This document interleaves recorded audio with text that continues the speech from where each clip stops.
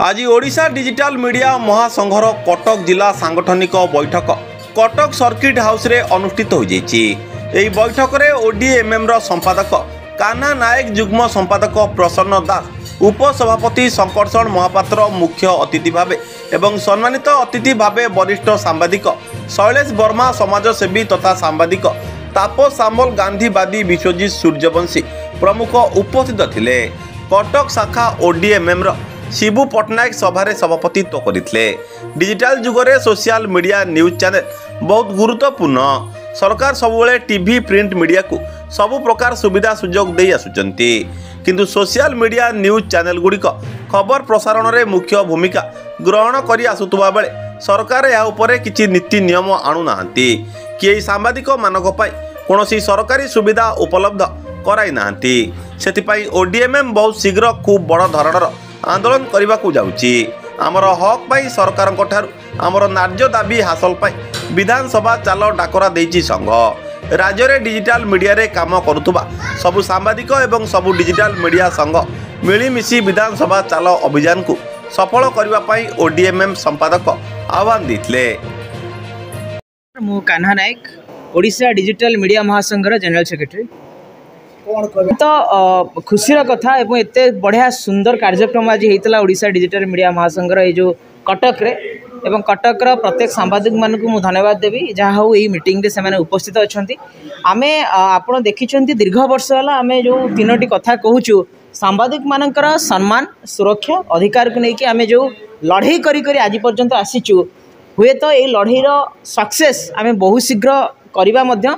आउ गोटे कथा आमे आपण खबर समस्ते पाइछंती कि आमे गोटे वर्तमान अभियान आरंभ करूछु विधानसभा चाल।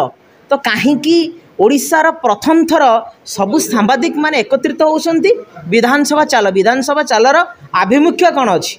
तार मुख्य आभिमुख्य हैला कि ओडिशा रे कोण अनुकोण रे काम करुथिबा प्रतिटी डिजिटल मीडिया रे काम करूछन जो माने डिजिटल मीडिया सांबादिक भाई मानकर एटा लड़ाई। ए कार्यक्रम रे कटक जिलार टांगी, चौद्वार, आठगड़, सालेपुर, महांगा एवं कटकर बहु सांबादिक जोगदेई ओडीएमएम रो विधानसभा चाल डाकरा को समर्थन करथिले। कटकरू निवेदिता सिंह को रिपोर्ट, सूर्यास्त न्यूज। ओडीएमएम रो गोटे साधारण सदस्य आम कथा मुझे कहीदेक चाहूँगी समाजर अप्रिय नग्न सत्य को लोकलोचन को आनी सरकार पाखे पहुँचेबा एवं अव्यवस्थार कि समाधान हम से गणमाध्यम प्रमुख भूमिका अच्छी। किंतु दुखर विषय जितेबाला पूर्वर आप देखिथे बीजेडी सरकार थिला सेतबेले सांबादिक मान कौ भली भाव में अवस्था रखा जाइतिला आ गणमाध्यम को कौ भली भाव में गोटे कैप्स करा जाई गोटे आबद्ध करा जाई रखा जाइतिला तांको मुहरे अंकुश दिया जाइतिला तांको उपरे तांकर बाक स्वाधीनता को चाप पका जाइतिला। सेई जो जिनसटा रहितिला से जिनस को किछि परिमाण में बंद करबा बा लोक जो गणमाध्यम प्रतिनिधि मानक स्वाधीनता पाई एई संगठन टी आरंभ होइछि।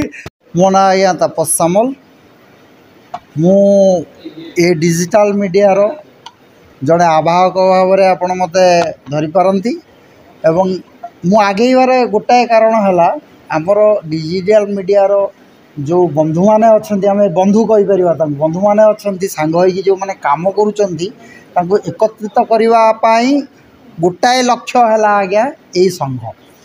ता छड़ा अलगा दृष्टि आम देखा गले आमको सरकार जो सपोर्ट बाई जो कहले सरकार जो सपोर्ट जे आमे जदि संघबद्ध होइकी रहिबा जे सरकार आज्ञा चिंता करा जीव आसंता भविष्य में आम पाखक आसवे आम सरकार पाखक जीवा नहीं।